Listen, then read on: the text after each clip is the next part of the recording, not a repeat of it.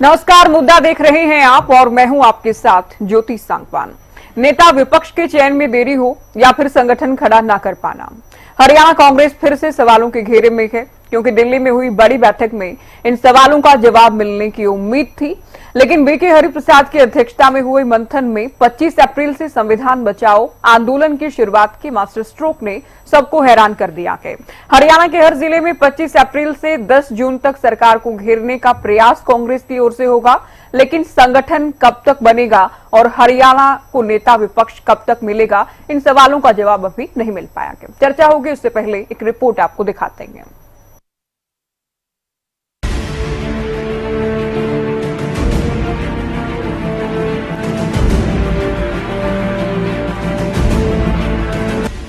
Congress high command Haryana में संगठन बनाने को लेकर बेहद गंभीर है। चंडीगढ़ टू दिल्ली कई बार मीटिंग हो चुकी है, प्रदेश प्रभारी बदल दिया गया, लेकिन नेता विपक्ष का चयन आखिर कब तक होगा, इस सवाल का जवाब अभी तक नहीं मिल पाया है। अब पार्टी प्रभारी बीके हरिप्रसाद की ओर से दिल्ली में बुलाई गई बैठक में सरकार को घेरने की रणनीति तो बनी, लेकिन संगठन और सीएलपी पर सस्पेंस कायम है। पिछले कई साल से कांग्रेस पार्टी का प्रदेश में संगठन भी नहीं है।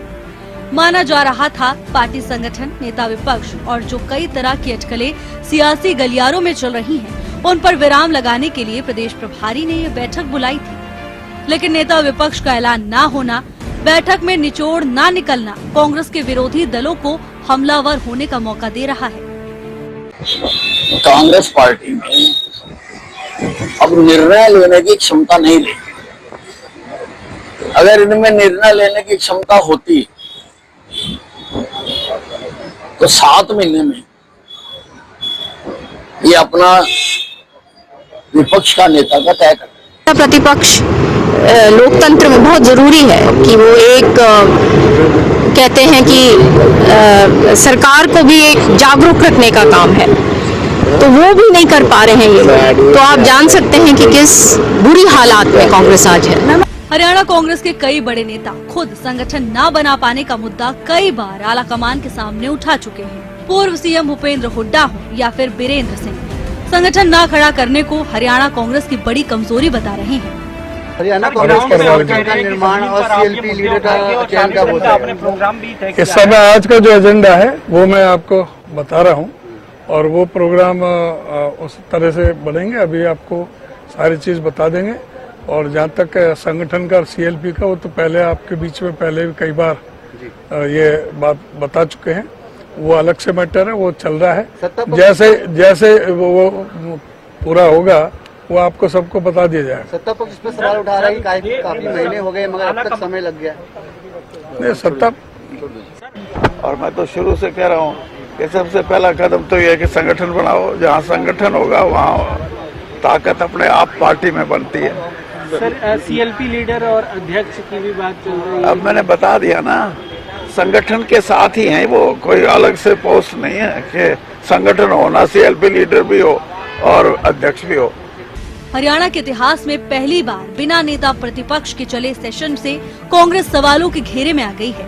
37 विधायकों के साथ हरियाणा का सबसे बड़ा विपक्षी दल खुद का संगठन नहीं बना पा रहा। कई बार संगठन को लेकर बातें हुई, लिस्ट तैयार होने तक की बातें सामने आई, लेकिन बड़ा सवाल अभी भी यही है कि संगठन निर्माण और नेता प्रतिपक्ष के सवाल से पर्दा आखिर कब उठेगा। चलिए, कांग्रेस की बैठक को लेकर चर्चा करते हैं कुछ खास मेहमानों के साथ। डॉक्टर पंकज बेनीवाल जुड़ गए हैं, प्रवक्ता बीजेपी। कांग्रेस प्रवक्ता कमल हांडा हमारे साथ जुड़ गई हैं। ओंकार सिंह प्रवक्ता इनेलो भी हमारे साथ डिबेट में जुड़ गए हैं। आप तीनों का चर्चा में बहुत स्वागत है और मुद्दा क्योंकि आज भी कांग्रेस का ही है। कमल जी, आपसे चर्चा की शुरुआत हो गई। बहुत सारी अटकलें भी थी और बहुत सारी उम्मीदें भी थी कि संगठन को लेकर कुछ हो सकता है, एलओपी हरियाणा को मिल सकता है, लेकिन कुछ अलग ही, कुछ नया ही देखने को मिला के बैठक में। ज्योति जी, आपको नमस्कार। मेरे साथी पैनलिस्ट दोनों को नमस्कार। आपका पैनल देखने वालों को भी मेरा सादर नमस्कार। वो समंदर खंगालने में लगे हुए हैं, वो समंदर खंगालने में लगे हुए हैं। भाजपाई हमारी कमियां निकालने में लगे हुए हैं। वो जिनकी अपनी लंगोटियां फटी हुई हैं, वो हमारी पगड़ी उछालने में लगे हुए हैं। तो बात ऐसी है मैडम, अगर संगठन ना होता तो हम 5 हमने लोकसभा की सीटें जीती और जो घपलेबाजी हुई, कांग्रेस की जीत रही थी, हरियाणा में कांग्रेस ही आ रही थी, जबरदस्त एंटी इनकम्बेंसी थी। ये तो इन्होंने मशीनों से इन्होंने छेड़छाड़ की, इन्होंने अगला बदली की, स्ट्रॉन्ग जो आपके वो हैं स्ट्रॉन्ग रूम खोले गए, उसमें लाइट और कैमरा सब ऑफ कर दिए गए 4 जगह पर हरियाणा में। दूसरी बार बैसाखियों पर थे ये। दूसरी बात, अब आपने पूछा हमारे संगठन की बात, देखिए बात हुई है तो एलओपी का तो इनका भी बना झारखंड में, इन्होंने कर्नाटका में भी इन्होंने 8-9 महीने बाद बनाया था। तो मुझे लगता है ये कोई बहुत बड़ा मुद्दा नहीं है कि जिसके ऊपर हम बात करें कि भाई हाँ ऐसा क्यों नहीं हो जाएगा, ये भी हो जाएगा, ऐसा नहीं कि होगा नहीं। दूसरी बात, अभी पता नहीं कौन बोल रहा था जो कह रहा था कि जी विधानसभा में क्या उठाएंगे मुद्दे। अरे विधानसभा में सारे मुद्दे तो कांग्रेस ही उठा रही है और कोई दूसरी पार्टी तो है ही नहीं उसमें। इन्हें का क्या है, 2 लोग हैं, वो क्या मुद्दे उठाएंगे।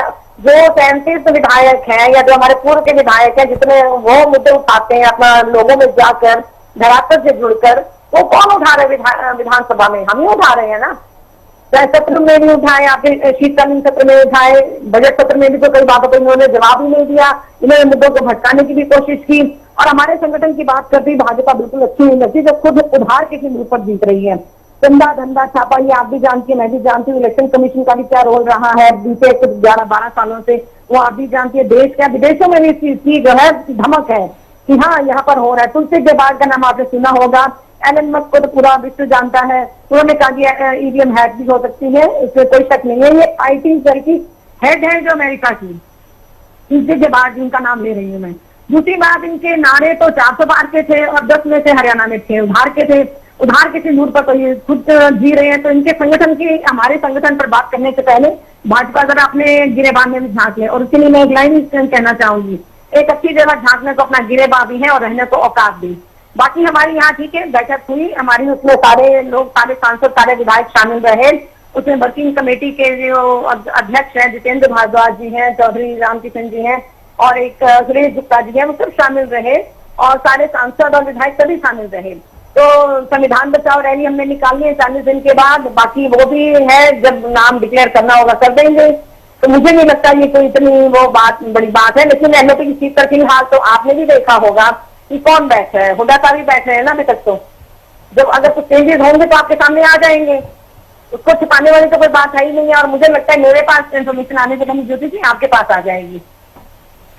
ठीक है, आप कह रही है शुरुआत में एक बात तो आपने कही, संगठन नहीं होता तो हम 5 सीटें लोकसभा में कैसे जीतते। कहाँ है आपके जिला अध्यक्ष, कहाँ है आपका संगठन? सबसे बड़े नेता आपके हुड्डा साहब खुद ये मान रहे हैं कि हमारी हार की बड़ी वजहों में से संगठन ना होना भी एक बड़ा कारण रहा। चौधरी वीरेंद्र सिंह बार बार ये कहते हैं कि संगठन तो होना ही चाहिए। अब भी उनको सुना आपने, उनकी ओर से कहा गया संगठन भी हो, अध्यक्ष भी हो, जबकि उदयभान है ऑलरेडी, यानी उनको बदला जाए, इस तरह की बात वो कह रहे थे। एलओपी भी होना चाहिए, भी उनकी ओर से कहा गया। तो आपके खुद के नेता तो नसीहत दे रहे हैं। दूसरा, एलओपी होना ना होना आप इतना अहम नहीं मान रही है, जबकि केवल आपकी पार्टी के लिए जरूरत नहीं है नेता विपक्ष की, हरियाणा के लिए जरूरत है। कई नियुक्तियों में सरकार को नेता विपक्ष की जरूरत है। कई कमेटियों के सदस्य होते हैं नेता विपक्ष, आप ही जानते हैं। सरकार को कई मोर्चों पर दरकार के नेता विपक्ष के भी आप जानती हैं। तो आप ये नहीं कह सकती कि कम इम्पोर्टेंट है, महत्वपूर्ण नहीं है नेता विपक्ष का होना। मैंने दोनों में से कोई शब्द नहीं इस्तेमाल किया, कम महत्वपूर्ण या इंपॉर्टेंट नहीं है, मैंने ये नहीं कहा बिल्कुल भी। मैंने ये कहा कि वो भी हो जाएगा। इन्होंने भी कर्नाटक में 9 महीने बाद किए, झारखंड का भी अभी बना इनका सीएम और सॉरी एलओपी, तो हमारा भी हो जाएगा। हम उससे इनकार नहीं कर रहे, हमने ये नहीं कहा कि हमने हमारा नहीं बनेगा। वो बात आप अगर मैं कहती तो आप मुझे जरूर टोक सकती थी और आप मेरी खिंचाई भी कर सकती थी, ऑन एयर करती आप, तो मेरे को बुरा भी नहीं लगता अगर मैं कोई गलत शब्द बोलती हूँ तो।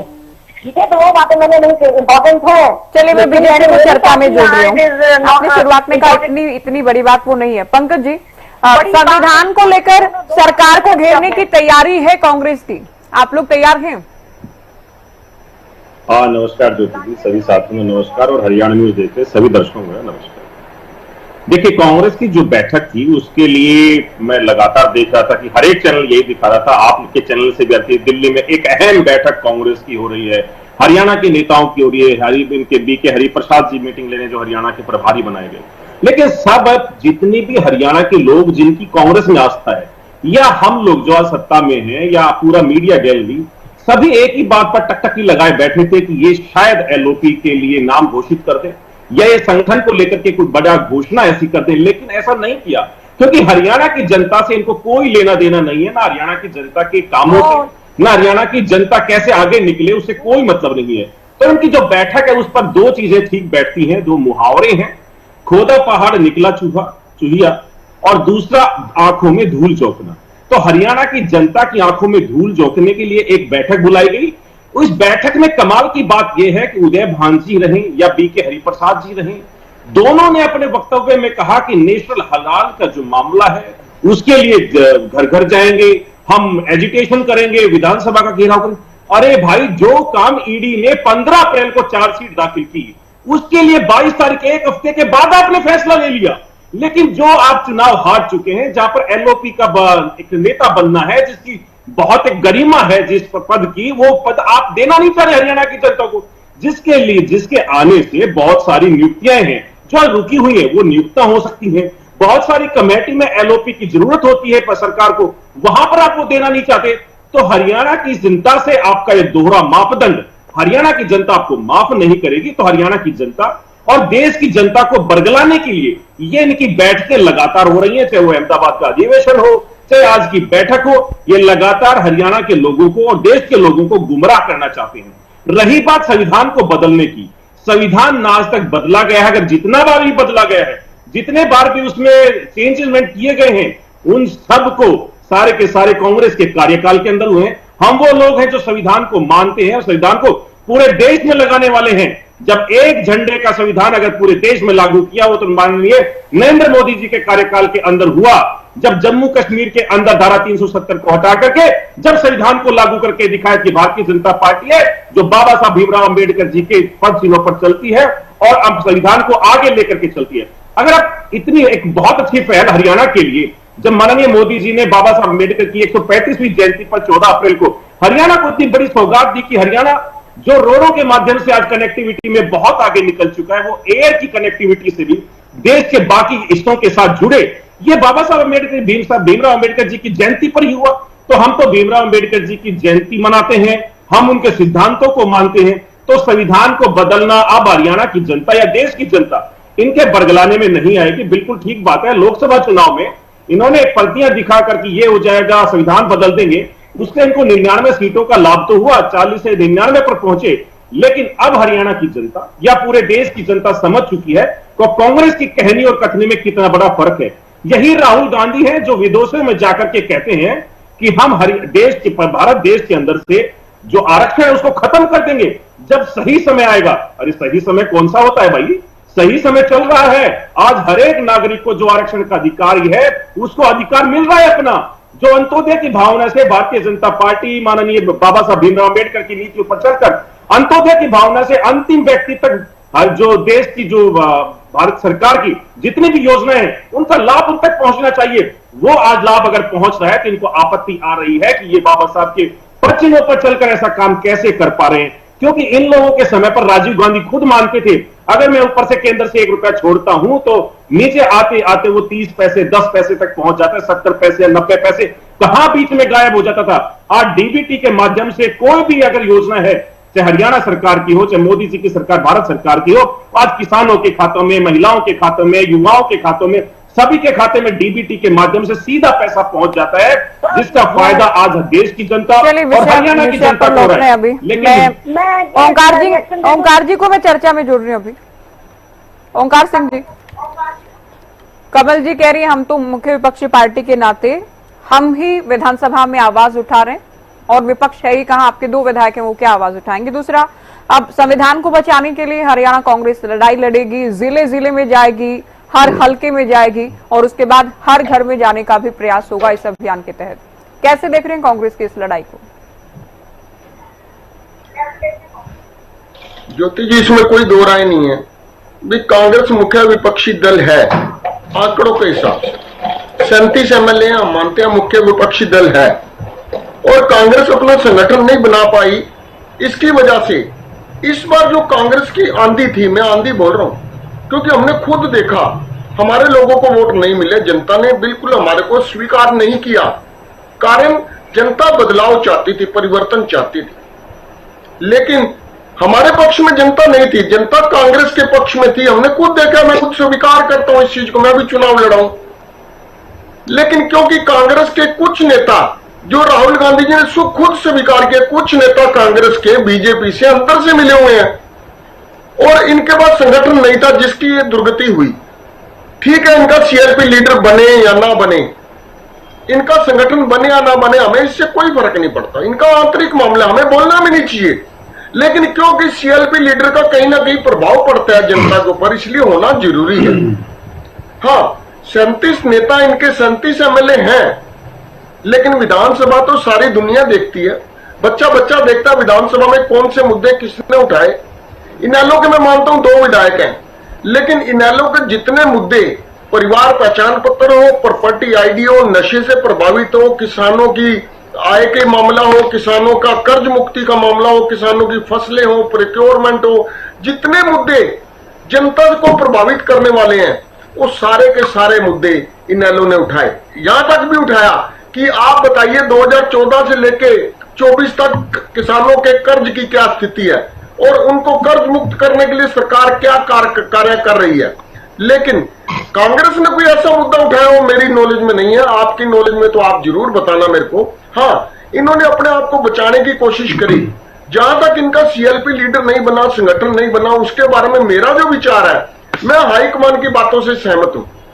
हाईकमान के लिए इस वक्त बहुत कठिन स्थिति है, क्योंकि वो अगर एक विशेष नेता को, जो सब जानते हैं बापू बेटा, अगर उनको बनाना होता तो कब के बना देते कांग्रेस वाले। उनको नहीं बनाना चाहते, अगर उनको नहीं बनाते हैं तो कहीं ना कहीं अपना अलग दल या पार्टी को खत्म कर सकते हैं। ये उनके मन में शंका है, जिसकी वजह से इनका नेता नहीं चुना जा रहा।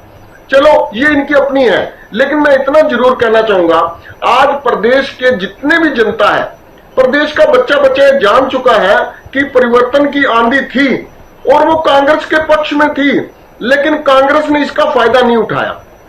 कांग्रेस उस आंधी को अपने पक्ष में नहीं ले सकी।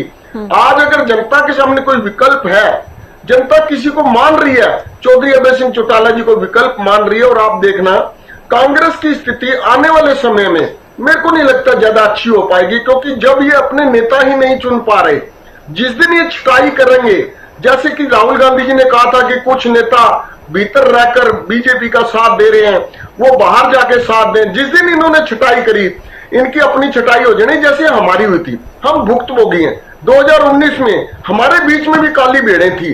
चौधरी ओम प्रकाश चौटाला जी ने सख्त अनुशासनिक कदम उठाते हुए उन काली भेड़ों को बाहर निकालने का काम किया। नतीजा क्या हुआ? हमारी पार्टी भी टूटी। ये परिस्थिति आज कांग्रेस के ऊपर है। आप ये देख लेना, मेरे कई एक एक बात सत्य निकलेगी। ये आने वाले समय में कांग्रेस भी विघटन की ओर जा रही। जिस दौर से हम गुजर चुके हैं, वो दौर आज कांग्रेस पर आया हुआ है। चलिए, कमल जी से जवाब ले लेते हैं। कमल जी, वीरेंद्र सिंह से जब मीडिया ने पूछा कि जिला अध्यक्ष तो आपके हैं नहीं, जिला स्तर पर जब संविधान बचाने की लड़ाई लड़ेंगे तो वहां तो लीडरशिप को लेकर दिक्कत आएगी, उन्होंने खुद इस बात को स्वीकार किया है, यहाँ परेशानी रहेगी।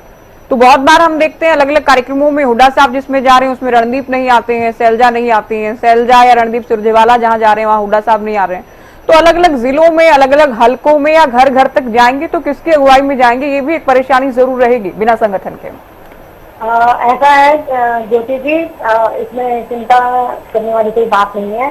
घर घर जाएंगे तो सब मिलकर ही जाएंगे, मतभेद एक परिवार में भी हो सकते हैं। और इन्होंने इनेलो के प्रवक्ता की बातों का जवाब दे दी है कि इनके तो बापू बेटा था, इनका क्या हाल था, जिन्होंने पुत्र प्रेम में खून की नदियां बहा दी थी महम कांड में, भूल गए हैं। वो पुलिस की वर्दी पहना के अभय चौटाला को भगा दिया था और एक पुलिसकर्मी को अभय चौटाला के कपड़े पहना के उसको मरवा दिया था इन्होंने। इनके तो परिवार में फूटी, ये हमें ना बताएं। और दूसरा, इन्होंने कहा कि आप देख लेना कांग्रेस की ये हालत होगी। क्या अभी आप राजा हरिश्चंद्र की औलाद है या आपके मुंह से निकला हर शब्द ब्रह्म वाक्य है? और बीजेपी की तरह इनेलो भी जो है भटकाती है मुद्दों को। इन्होंने ही आरएसएस के पीछे ये भी है, भाजपा तो है ही है, और साथ में आम आदमी पार्टी भी है। वो हमने देख लिया, भगवाधारी हो गए। भगवाधारी थे, हमें नजर नहीं आया था पहले उसका अरविंद केजरीवाल का।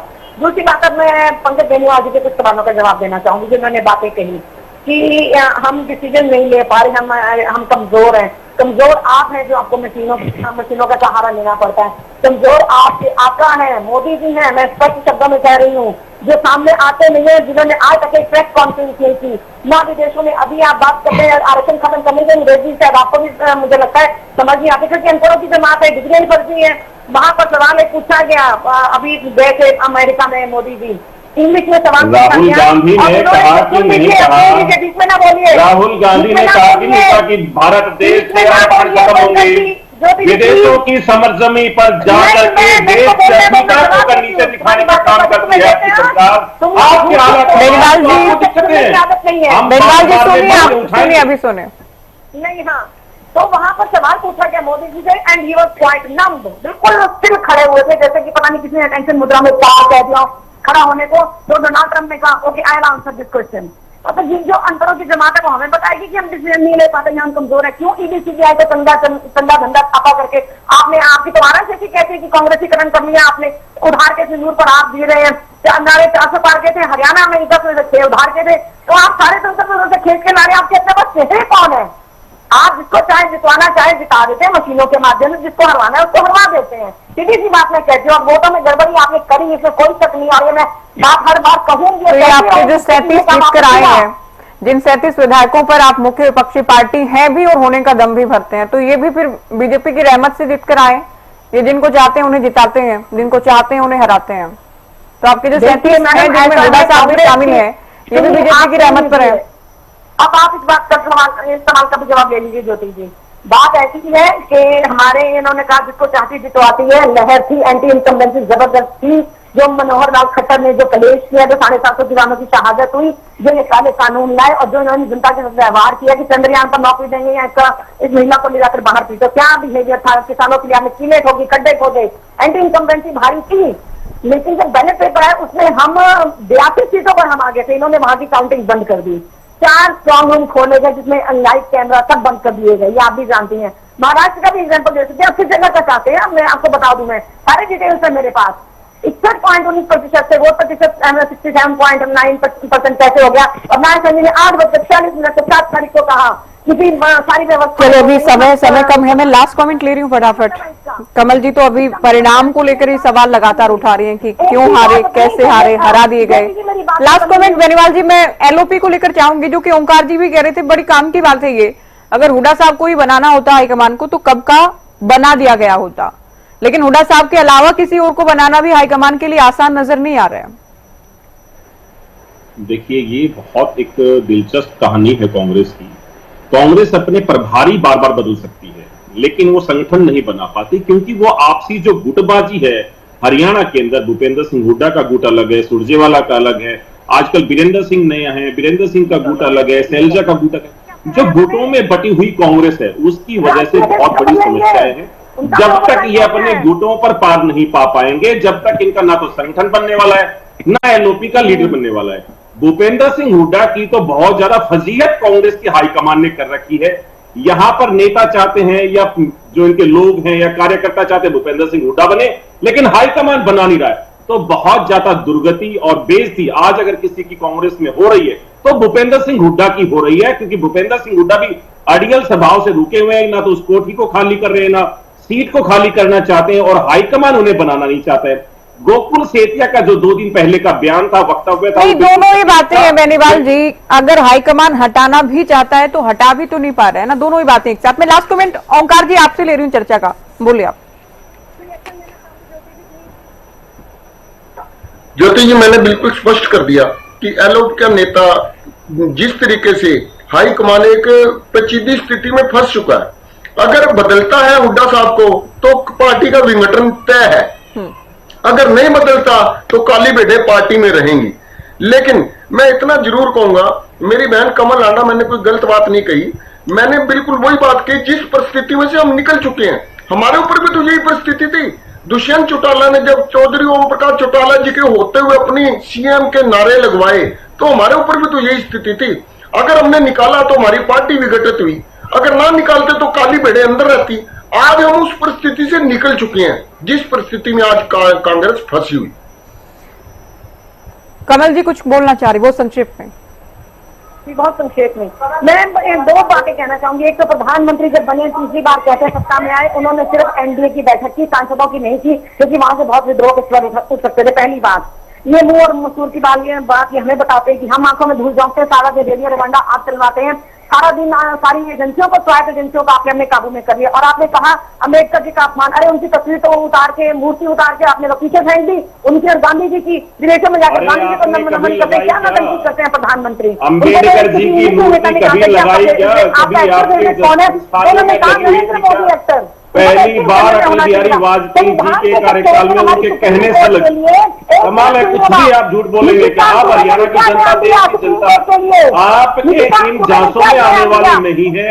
आप कितने को पीट लें, आप कितने गांधी परिवार को बचाने की कोशिश करें, ऐसा नहीं होगा। गांधी परिवार पे आज आते ही आप लोग रोडों पे आ गए, लेकिन हरियाणा की जनता के जो मोयल मुद्दे हैं। शुक्रिया कमल जी, बहुत शुक्रिया। पंकज जी बहुत शुक्रिया। ओंकार जी आपका भी चर्चा में आप लोग शामिल हुए। कांग्रेस की बैठक को लेकर और आगामी रणनीति को लेकर हमने चर्चा की। फिलहाल दीजिए इजाजत, नमस्कार।